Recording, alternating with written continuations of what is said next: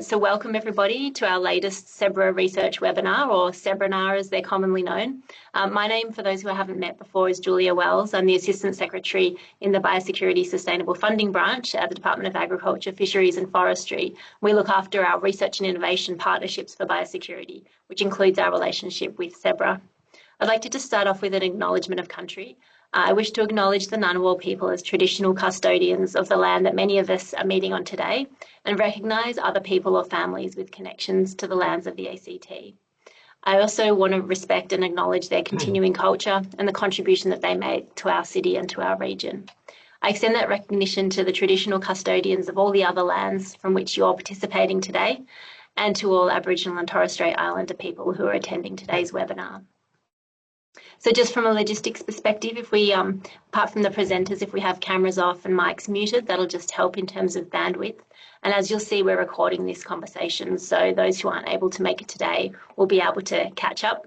What we'll do is we'll run through this presentation today, and then there'll be time at the end for questions. So when we get to the end, feel free to raise your hand using the hand function, or else to put a question into the chat panel.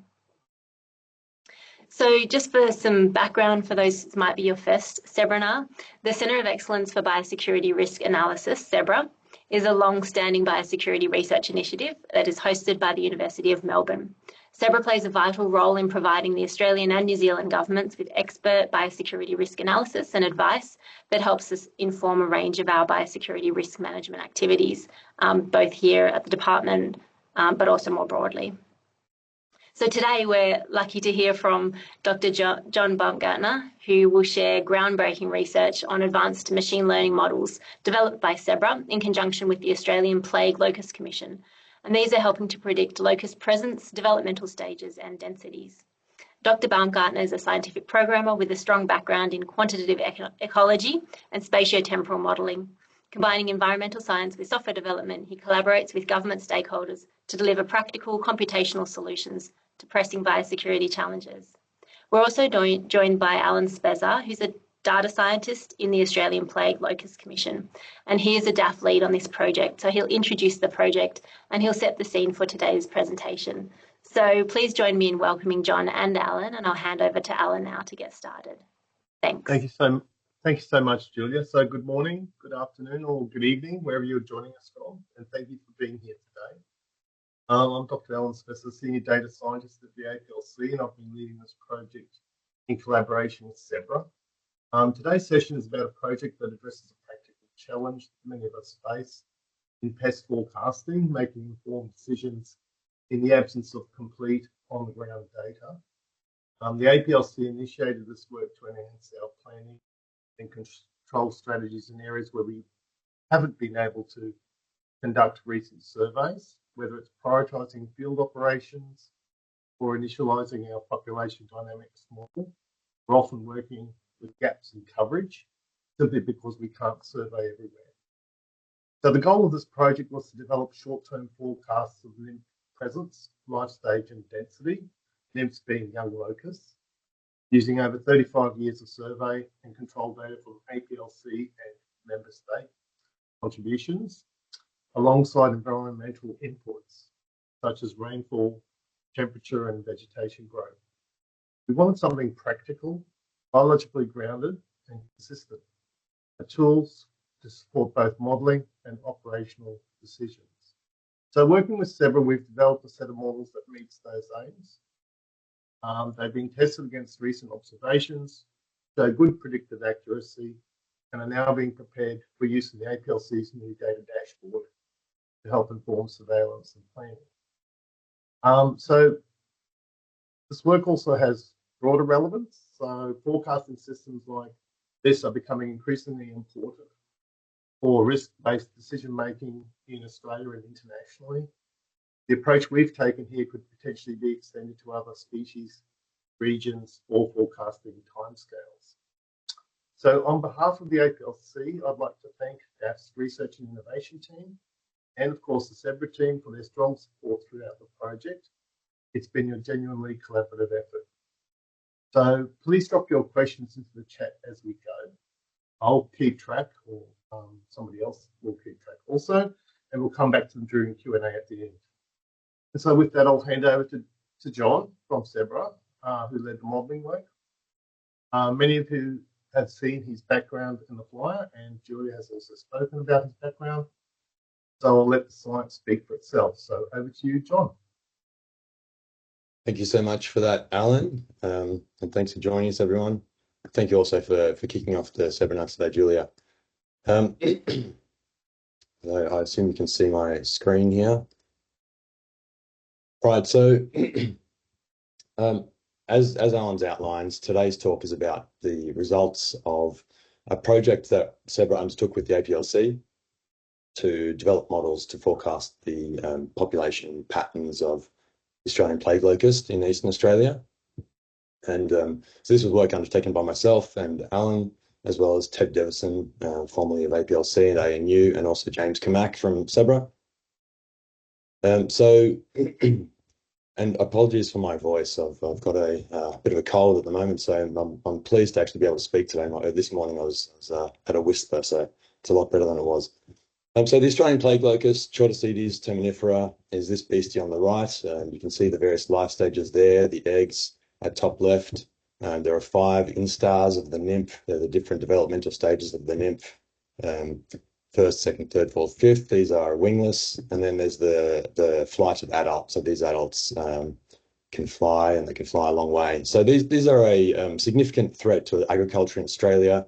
They form huge swarms of plagues. As I said, they travel a long way. The adults can migrate up to 100 kilometres overnight, assisted by wind, and they devastate crop production and the quality of grazing areas across Eastern Australia. In terms of agricultural impact, there are annual losses of up to around $30 million during the peak plague outbreaks. So it is really a serious threat. And Alan might correct me, but I believe there have been about 8 or maybe 9 sort of severe plagues of these over since the 1930s. So around, on average, maybe 1 per decade, but of course they don't occur. That's right. Yeah, okay. Yeah. So, but some decades will have more than others, depending on weather conditions. You might want to quickly mention there, sorry, John, that the APLC also looks after migratory locust and spur-throated locust as well, CT being the main one. Sorry to interrupt. No, that's all right. That's all right. I just thought I'd add that in there because, particularly for the migratory locust, there seems to be an emerging migratory locust problem, the emergency occurring in Central Queensland, which we have been looking at spring autumn. So, but over to you, John. Sorry. Yep, that's all right. So, as a government initiative in 1974, the APLC, the Australian Plague Locust Commission, was established to coordinate management, national management efforts to handle the Australian plague locust and the other locusts that Alan just mentioned, particularly the spur-throated locust and the migratory locust.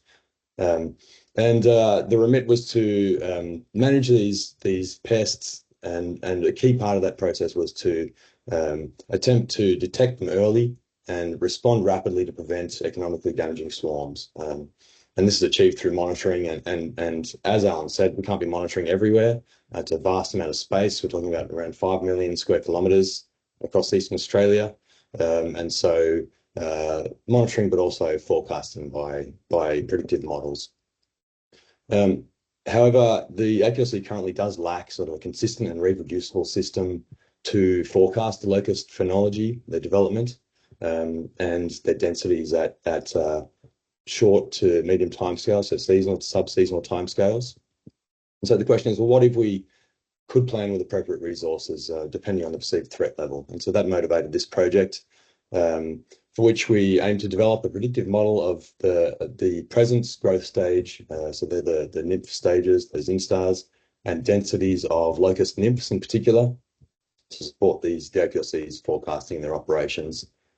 And I do emphasize that we're just looking at nymphs here. A couple of reasons. Adults are a lot harder to model spatially because they do move such vast distances. Where they are observed during surveys is not necessarily where the environmental attributes are suitable for them to complete their life cycle. So it's a bit more difficult to make to identify relationships between the environmental attributes and their locations. But also, perhaps more importantly, the nymph stage is really the stage where we want to be detecting them anyway, because then we can intervene and prevent them from developing into these plague proportions that are really economically damaging, and of course, much harder to manage. And the model is initially looking at making predictions at sort of a 1 to 2 week timescale, so the near future. As a bit of a side quest, and I think Alan mentioned this in the introduction, we aimed for our outputs of these models to be able to initialize the APLC's mechanistic population dynamics models that give greater insight into the temporal sort of developmental stages across time, where diapause might occur, how long diapause might occur for, at what stage will they emerge, at what time of year will they emerge, and so on. And this is what they've dubbed their life system simulator. This is an in-house model that the APLC has developed. So in terms of the data sets, we were blessed with a very extensive and comprehensive set of observation data. So this on the right-hand side, this map shows all the locations that have been surveyed or that have been visited during control efforts. The vast majority of this is APLC's own survey data.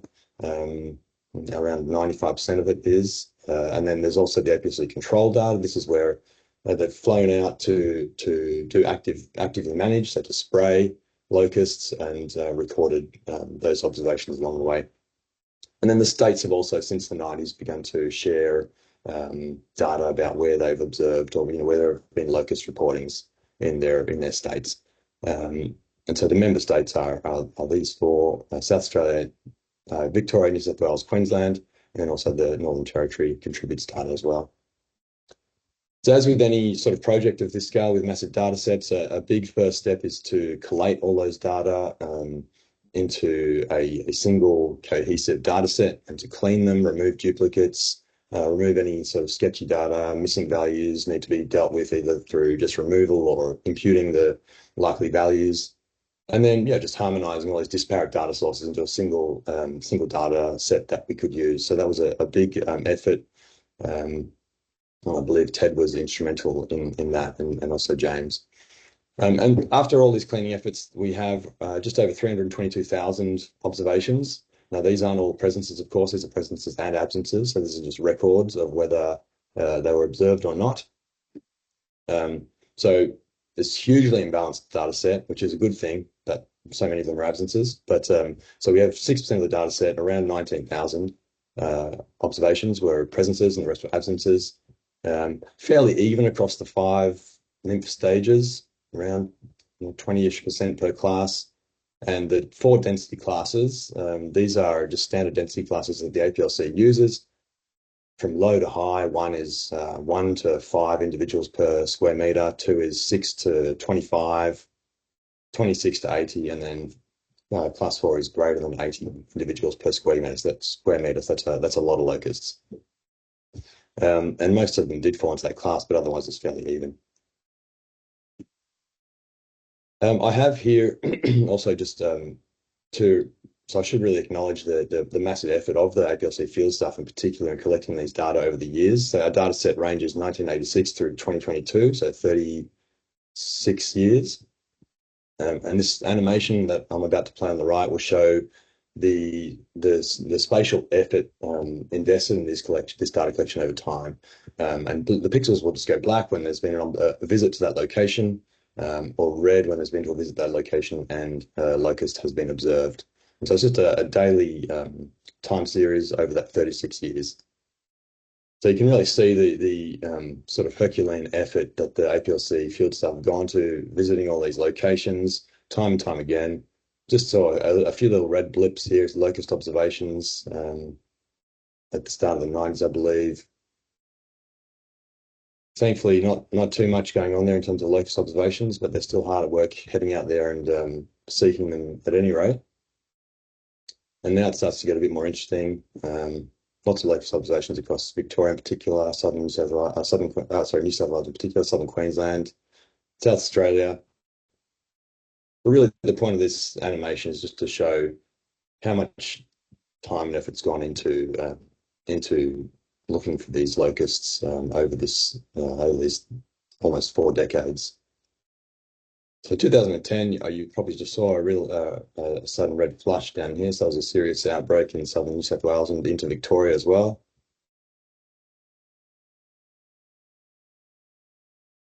A few more years to go.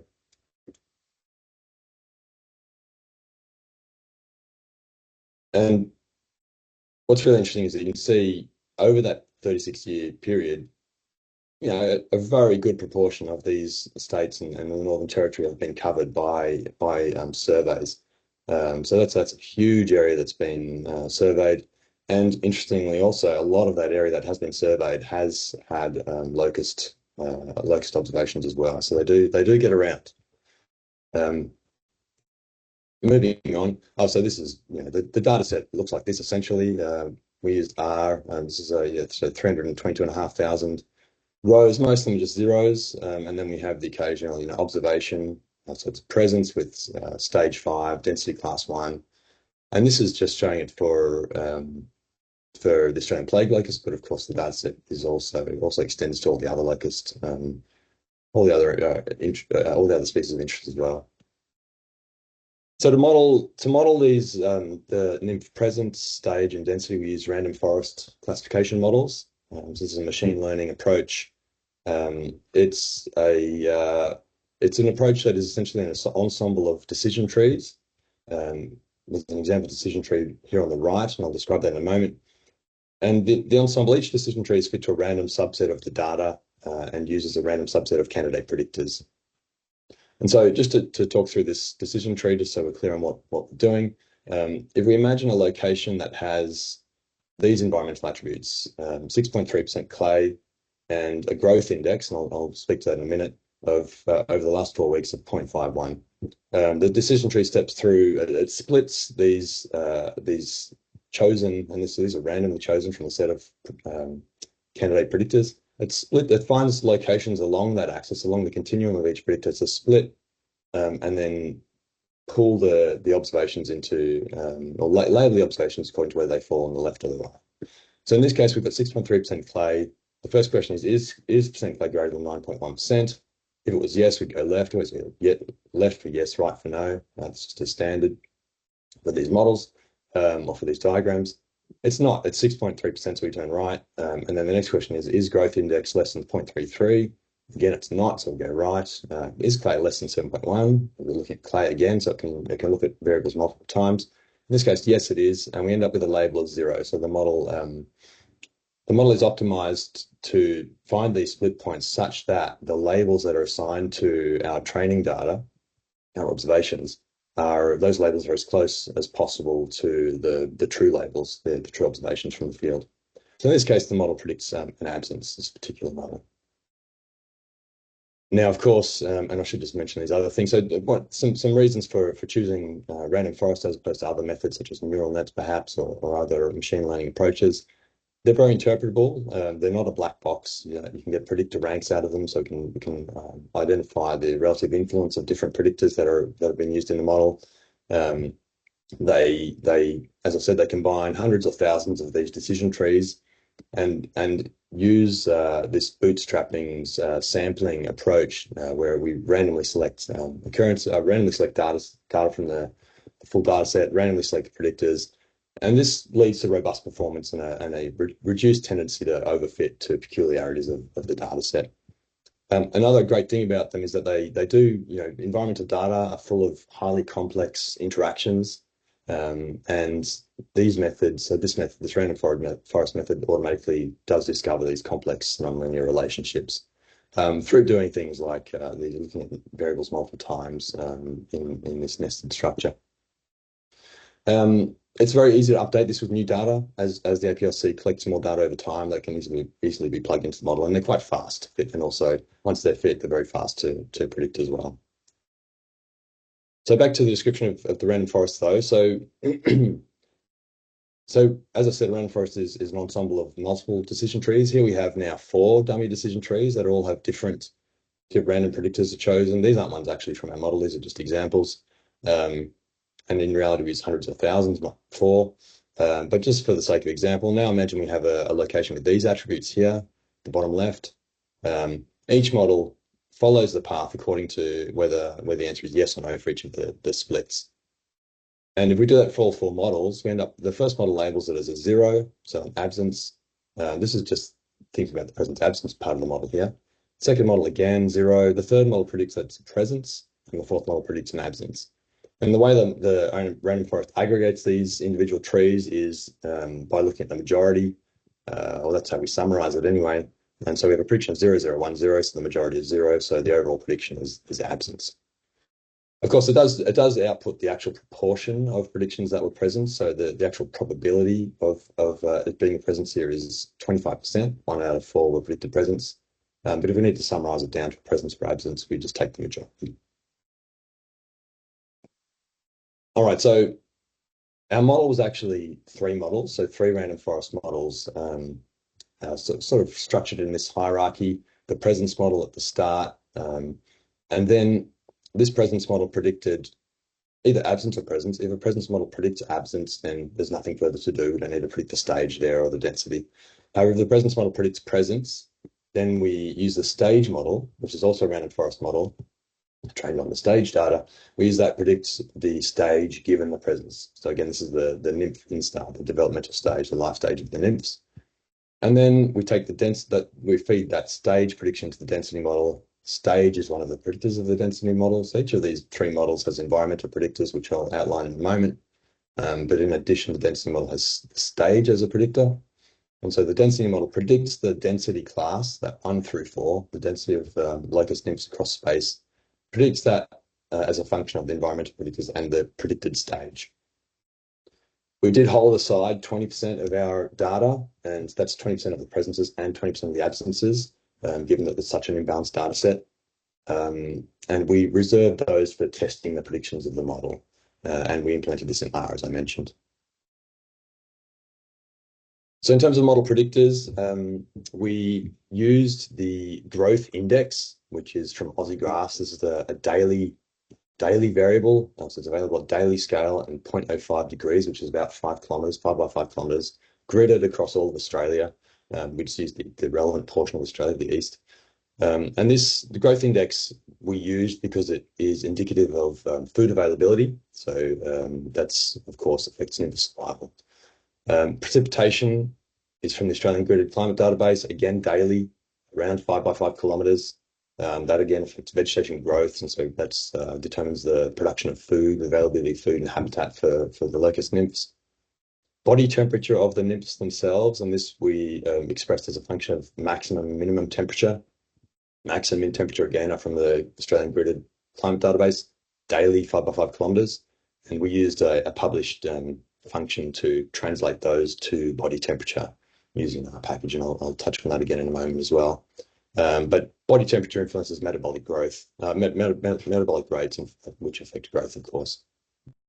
Now, these being daily, this is daily across 36 years. So I did calculate, I don't recall, but we're talking about a lot of days. It's huge amounts of data.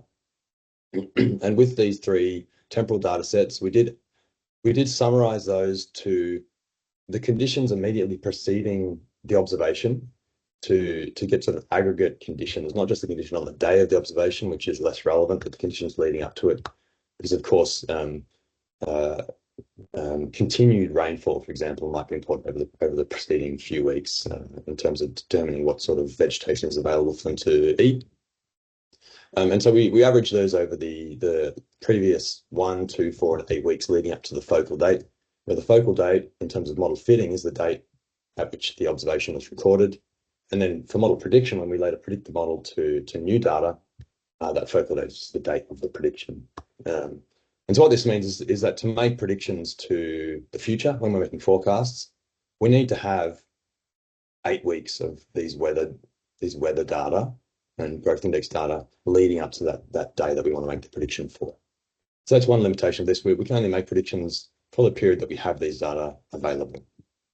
Of course, there are weather forecasts for precipitation and TMAX, TMIN, so that, and then the Aussie Graphs also provides these in the future, for the future as well. We didn't have those available for this project, so we weren't able to actually do the forecasting, but that is certainly on the radar for us and for the APLC. Then we also used percent sand, percent silt, percent clay. This is at 0 to 5 centimeters depth. And this was because those factors determine vegetation type, which again is related to food and microhabitat availability. These were very fine scale. This is at 90 meter by 90 meter scale. So we chunked these up. We aggregated these up to the same resolution, 5 by 5 kilometers. We had percent forest. Percent forest was even finer. These data sets were really a nightmare. It's always exciting to have really fine, broad scale data sets, but they are a challenge to munge into something useful. But this is at 25 by 25 meter across all of Australia. And we use this percent forest because locusts do tend to prefer areas with bare ground. And so, the inverse of percent forest is the percent not forest. And so we use that. And then we also use the day of the year to get some seasonality effects. And we used trigonometric transformation to those because seasons are circular. The year is circular. Day 1 is right next to day 365 in reality. So that's the reason for that. But moving along, and these periods of aggregation were to reflect the immediate and longer term environmental effects, as I mentioned, and also because the full life cycle, or the time from emergence to adulthood is pretty much done within the 8 weeks. That's the longest period. Oops, wrong way. So in terms of body temperature, as I said, it's a function of Tmin, Tmax, and also Julian day, the day of the year. We used this established equation to translate those, and we used the R-package chiller to achieve it.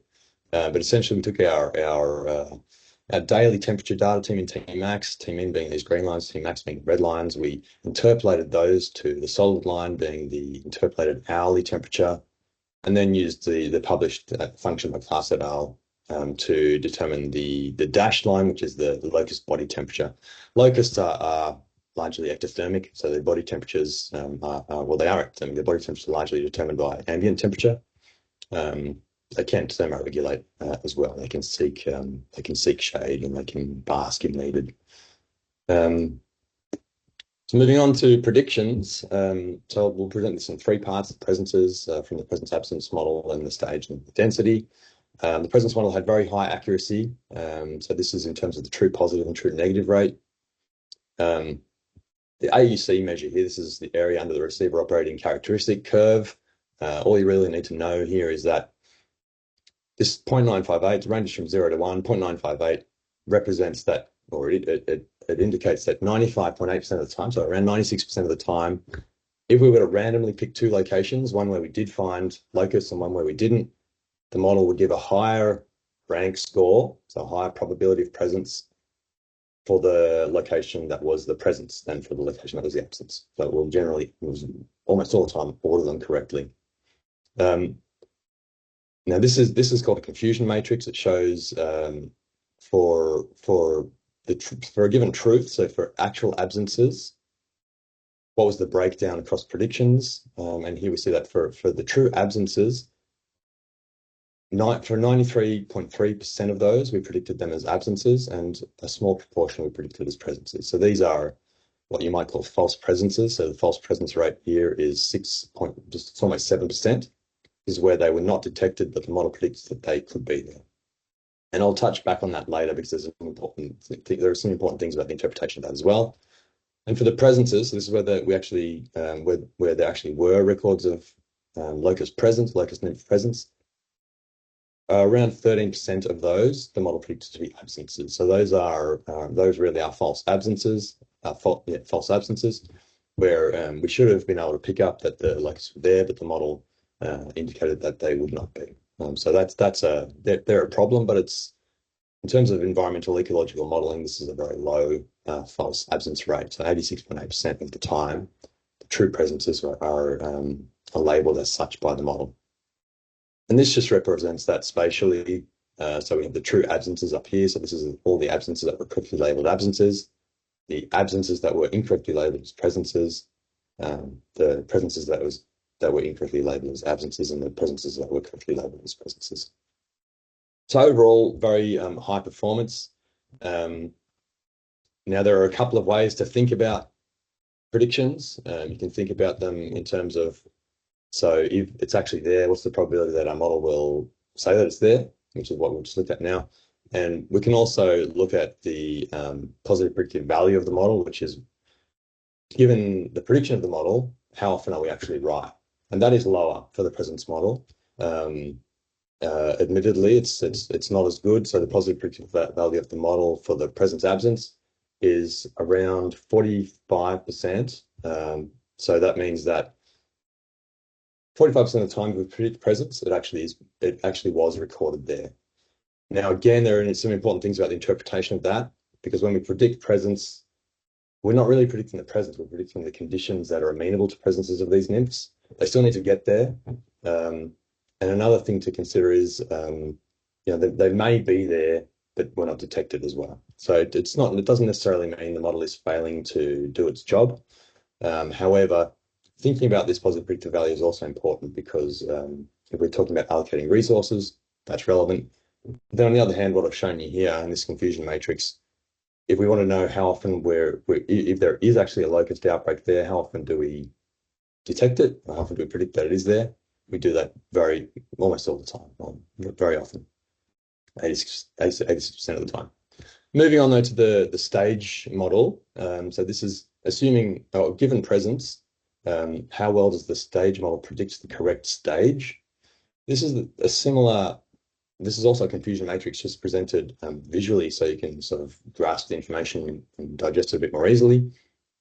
We have our true stage on in the rows and the predicted stage in the columns.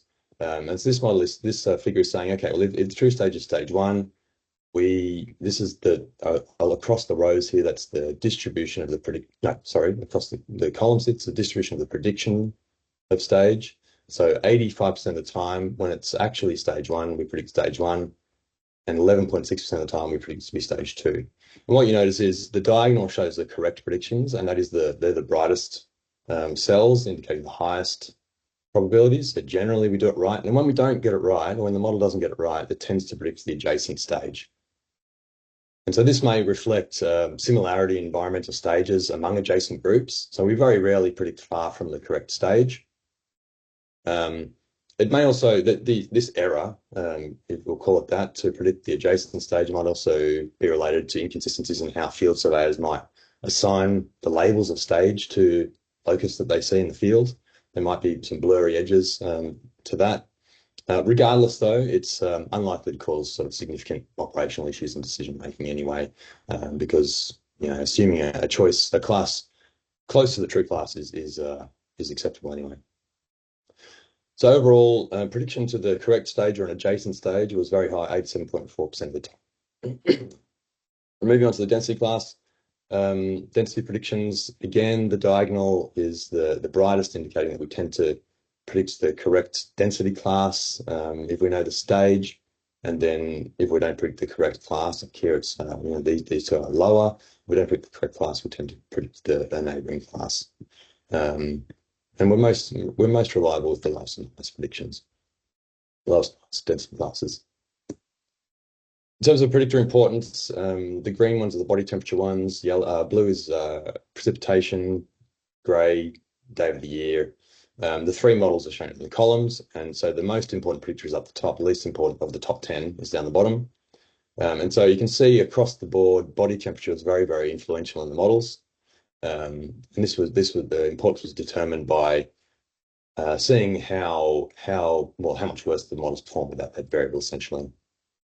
Precipitation, and particularly over the longer periods, 8-week periods, again, precipitation as well, were relevant. Growth index, less so, and the soil variables, less so. So the predictions I showed you already are assuming we knew the presence, assuming we know it's present, what's the prediction of stage, and then assuming we know it's present and we know the stage, what's the prediction of density. These now show predictions to completely new cases where we don't know if it's present, so we predict whether it's present or not. Remember, we're calling back to this the hierarchy here. We predict that if we predict that it's present, we then predict the stage. So we might have got it wrong. It might actually be absent. We're predicting it's present. We then predict what stage it is, and then we've predicted a stage. Maybe it's wrong, but then we predict the density given that stage, and then we have our full prediction. And so this propagates error in our predictions through this 3-tier modeling process. And again, we see that, so we have an additional column and row in all of these, which is where we got it wrong completely. So where we predicted, we predicted stage 4, and it was actually stage 0. I've called it stage 0, but here it just means an absence. So actually it was absent altogether, and we predicted stage 4. Very infrequent for us to predict, as you saw at the start, generally we'll get it right when it's an absence, 93.3% of the time. And again, looking at the others, we tend not to predict absences when it says this is the column where we predict absences for the different stages. We tend not to, you can see it's increasingly common with the higher stages. So once we're at the 5th instar, we've got a fairly high false absence prediction here. So we're predicting 32% of the time, we're predicting that stage 5s are actually absences. And this might reflect that stage 5, 5th instar nymphs are starting to behave more like adults, and that relationship with the environment that we've estimated started to break down a bit. They behave less like nymphs and more like adults. But when we do predict that they're there, as you've already seen, we tend to get the prediction right. That's the case for both densities and stages. I'll move along though. So we can also, so this is now making a full grid of predictions from the model. And also show an animation of this in a moment. This is the animation. I'll play that in a moment, but it's showing, so this is predicting the model to all grid cells across this area, not just where we have observations. And now the color scheme here is showing the proportion, so it's that probability of presence. So the proportion of the decision trees in that random forest that predict that the nymphs are present. And again, it's not really predicting that the nymphs are present, but it's predicting that the conditions for nymph presence are there. So the conditions are suitable. That's what I mean here. We're really estimating environmental suitability, not presence. But I'll play this, and you'll see the little red pluses that appear are where nymphs were actually observed. These green areas are areas where it's predicted to be good. So what we ideally want to see is that the pluses tend to be contained by the green areas, the areas where nymph suitability is predicted, or where nymph presence is predicted, if we want to call it that. I'm just fading those pluses out over the 7 days after observation. So they do sort of hang around there after the conditions are gone in some cases, and that's just so it's not an instant blip that we can't see in this animation. And you see that, pardon me, you can see that generally these observations of nymphs are contained within the areas where the model predicts suitability. There are, of course, vast areas where we predict suitability where the nymphs are not observed, and that just goes back to what I've already mentioned a couple of times, that we're predicting suitability, not presence. What we're more interested in is not predicting that there are that the conditions are not suitable when their work presence is observed, and I think it's done a fairly good job of that. And this is just for the 2010-2011 period. That's an interesting period because there was a serious outbreak there. And so when we talk about these false presences, there are a number of things that they could be when we're making predictions across a grid like this, where there wasn't even we don't know if there's an observation there or not. It could be true model error, where it's actually unsuitable, and the model's predicting it's suitable. But these other things are also issues. So it could be suitable but unoccupied. Nymphs just haven't got there. No eggs were laid in that area. Could be suitable and occupied, but it wasn't surveyed. So they're there, but we just didn't know they were there because we didn't go. Say the APLC and the member states. Or it could be suitable and occupied and surveyed, but just not detected. So they might have just evaded detection when it was visited. So in terms of forecasts, as I mentioned earlier, we do require the data for that for the 8 weeks leading up to the forecast date. And so for this project that was undertaken in 23-24, we didn't have the data required or the time to. It was out of scope anyway. But it's an intention of this model to make forecasts, but it wasn't done for this project, so I can't show you anything. So watch this space. However, the APLC does want to integrate this model. This model is forecasting into their tools, their in-house, their life system simulator, as well as into what they call their web mapper. This is there are plans for this to underway for it to be embedded in the Biosecurity Commons platform as well. So that's an exciting upcoming development for Biosecurity Commons, which some of you may have heard of. But yeah, so this is the existing implementation, in-house implementation of the APLC Web Mapper. The forecasts of this model are going to be integrated into that, so it'll be really useful for the APLC to have real-time, access to these models, and also to feed the new data that's from new surveys back into the model as well to refine, to refit the model, refine it, and improve it. This is another little side quest of the project, and not really an intended output, but we did it along the way. So on the left here, we have a almost 30-year-old habitat suitability map, a locust suitability map for the Australian plague locust by Ted Devison and David Hunter. This is a derivation of it, I should say. This is it's been simplified down to a binary map. And because it's been a while and there are newer data sets available now, we also refined that into this suitability map on the right, which has revealed some sort of new locations that are predicted to be suitable up here, for example, in Cape York. And that's using land use, very fine scale land use data and vegetation data as well. So that's another output of the project that's going to assist the APLC in their operations. So I'm going to leave it there. But I do want to thank you all for attending, and also thank the team for what's been a really interesting project, Alan, Ted, and Jimmy, and also the APLC for sort of insightful feedback along the way. Con Galetzos and co. That's been really great. We've presented this to them a couple of times, got some really good feedback from them, and also DAF for the support in getting this project up and running. Thank you. Thank you so much, John, and also Alan, for that really interesting presentation of your work. It's just amazing to see what can be done and the richness of the data that you're working with. So we have had a couple of questions in the chat, but I'll also open up for others who might want to put their hand up to ask a question of either of the presenters. John, do you have access to the chat to have a look at the two questions? Yeah, I'm just looking at them now. Okay, thank you.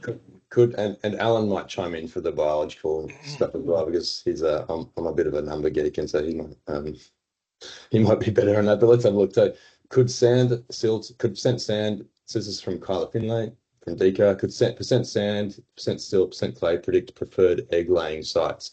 I imagine so, but Alan, do you have a comment on that one? Almost definitely. However, it's something that needs to be sort of embedded in what you're trying to get across in your talk, John, and that is the fact that, yes, you can predict the likelihood of there being something there.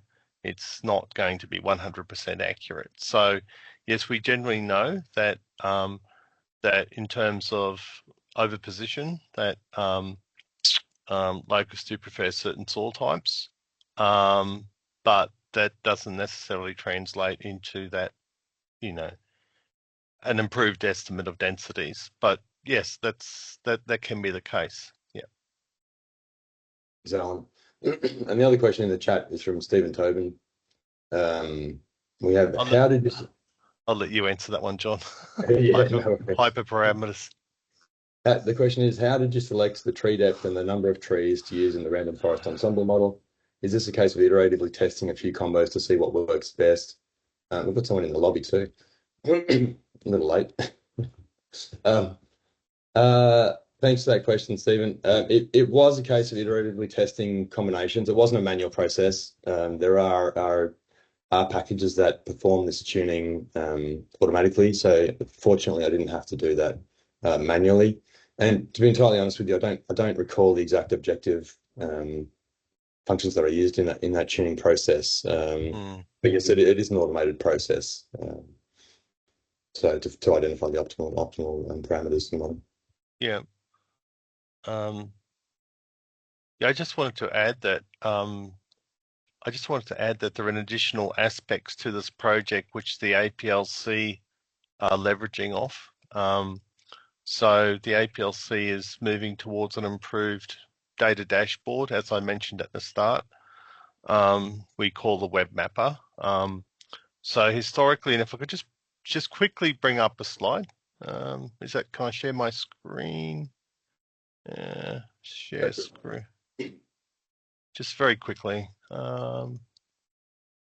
Share. whiteboard. Oh yeah.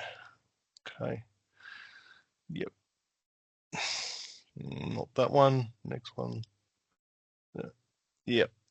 So some of the anticipated benefits of the short-term population forecasting of the Australian Plague Locust Project. Horrible acronym, I know, but it saves space when you're trying to type in titles. So on the right-hand side, we've got an example on a snapshot I've taken from our existing web mapper. And so this is a online platform which allows us to. Hi, Alan. We can we've only got the wrong see slide the up. wrong slides up. We can see slide 1, which is the forecasting locust outbreaks across different timescales. Okay. Hang on, just bear with me. We can actually. Is that better? Hello? No, it's the same one. However, those of us playing at home can just navigate forwards at the bottom of the screen. Okay. That was meant to be. Can people see that? No. How about I take a screenshot of it and share?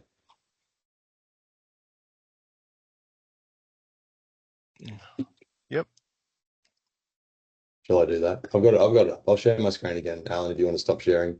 Yeah, I'll stop sharing and just bring that up. That's all. Yep. Thank you, John. Great. Yeah, so we have the APLC web mapper, which we developed over the last 2 years.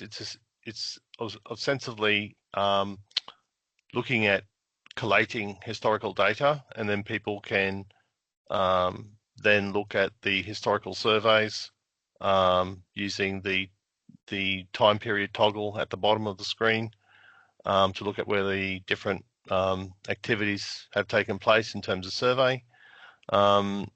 Including, and then we've also got the option for recording densities and presenting those also in the platform. Then there are different layers that one can add to it. For example, we've got MODIS NDVI, which is indicative of vegetation productivity, but also importantly, we've also got meteorology variables as well.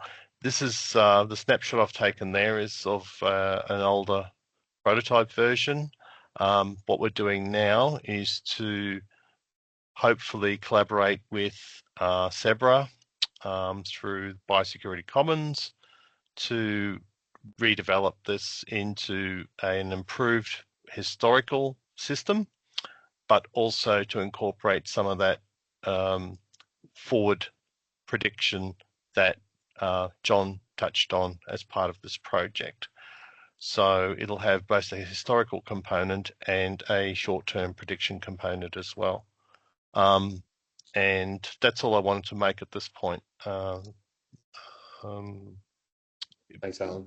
There's another question in the chat from Matt Hill. Hey, Matt, good to see you here. He asks, how much does proximity to roadsides determine sampling? Any thoughts on model impact, or is sampling so widespread it probably wouldn't bias things too much? For example, he's thinking about small-scale temperature and humidity around roads. So I can say that the random forest models, because it's this bootstrapped subsampling of occurrences of the data set and the predictors across space, it is somewhat robust to spatial autocorrelation. But in terms of the biological and the spatial arrangement of the surveys themselves, Alan, do you have a comment on that as well? Well, yeah, so the surveys are biased. So they're biased in many ways.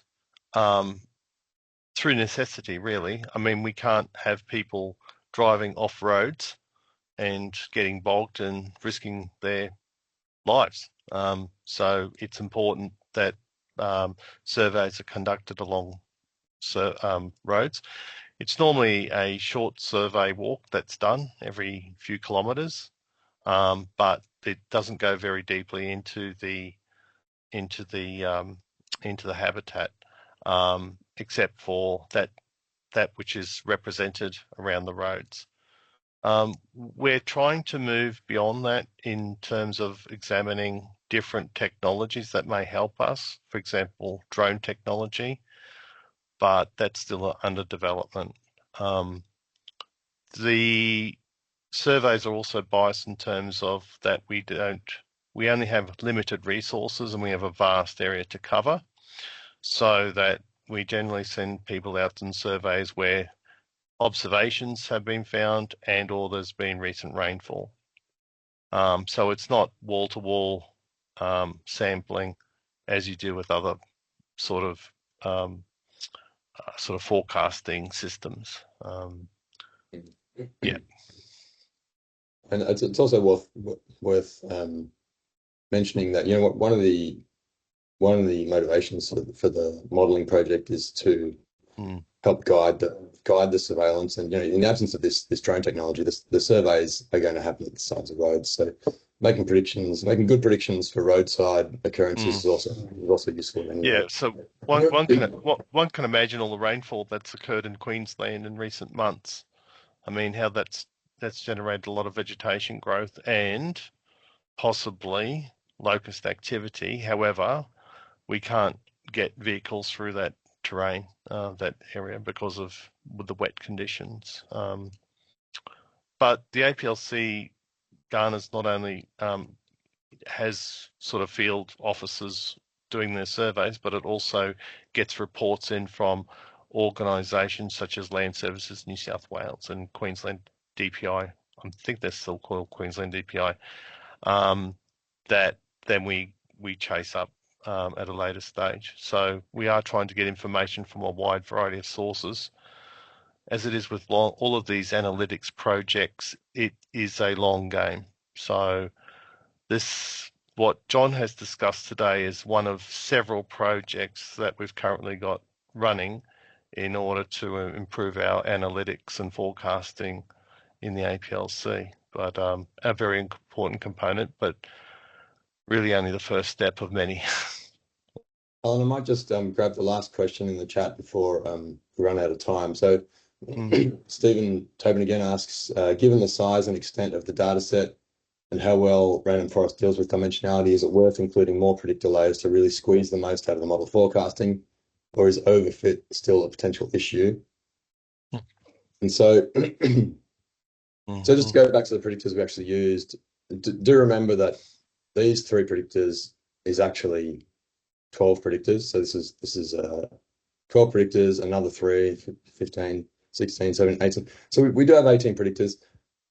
Important things to think about here are that we need these to be available at, you know, at reasonable scale, a grid across the entire area that we want to make forecasts across, and we need them to be able to be available for the future as well, for the period that we want to make predictions for. So these were the predictors that we thought were clear candidates that are sort of proximal predictors. They're closely related to the biological, physiological needs of the nymphs. But I mean, sure, it's certainly there are others that should clearly be included. We would include them. I don't know if you had anything in particular in mind, or it'd be or if you had sort of a data mining process in mind where they just let the model figure it out. But I think it's always good to start with the most proximal variables that you can find, so the ones that are closest to the requirements of the model organism, and so that's what we've tried to do here. Yeah, I might just step in here and just quickly add that one of the good news stories that's came out of this project is how well domain experts can work together with people who are experts in data science, and so it's very important that happens. So with that, when we guided John and his team with the analysis, with the modelling, because we picked variables that were biologically important to locust survival and success. So that's really important. I mean, you could have thrown the kitchen sink at it and got an answer that may have been more accurate, but would have been more interpretable? I doubt it. So this, I think strikes a nice balance between biological realism and accuracy. Thanks, Alan. Well, thank you both, and thanks everyone in the audience for the questions. That was a really, really interesting presentation, particularly reflecting on Alan's comment about the time that it takes to work through some of these really complex problems that we face in biosecurity. And I think that that's one of the really valuable things about us having a long-term relationship with SEBRA, is that we're able to make great progress within each project, but recognise that there is quite a lot to do in order to really get a good understanding, in this case, of these particular pests and their behaviour. So thank you for the presentation. I also wanted to recognise that we have Andrew Robinson, the CEO of SEBRA, on the call today, and to let you know that we're working closely with Andrew to develop up a work program of exciting research projects for the 25-26 year. So there's a lot that we're continuing to do together. And so to just close off, wanted to thank all of the people who have attended today. I'm sure you've come from all sorts of different places with different interests, but I hope that you've taken something useful from today. We'll send out the recording to this, and you're also able to see it at the SEBRA YouTube channel at any time, along with all of our previous recordings. And lastly, just a plug for the department's 2025 Australian Biosecurity Awards. This is a great opportunity to recognise and celebrate the contributions of biosecurity champions across the country, be they working in government or industry or in the other sectors.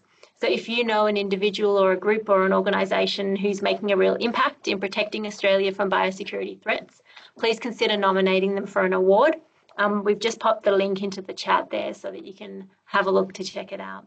So we really hope to see you all back here at our June webinar. We'll let you know what the topic is for registration. And otherwise, thank you so much again to our presenters, and I hope everyone has a great day. Thanks so much, Julia. Thank Thanks, you. Alan. Thanks.